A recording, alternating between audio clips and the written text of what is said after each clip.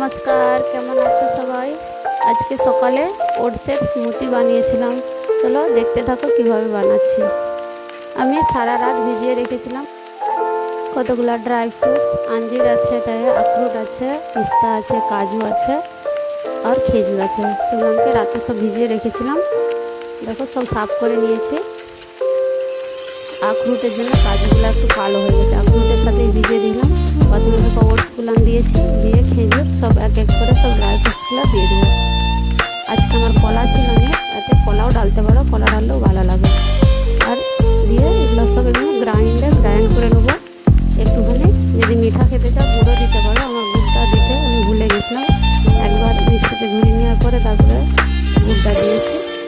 আর যদি না মিঠা খেতে চাও গুড়টা স্কিপ করতে পারো। এমনিতেও খেজুরেরা কিশমিশেরা থাকে, মিষ্টি লাগে।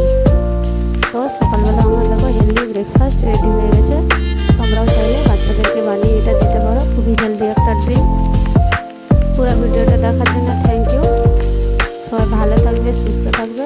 আবার মিলবো নেক্সট ব্লগে।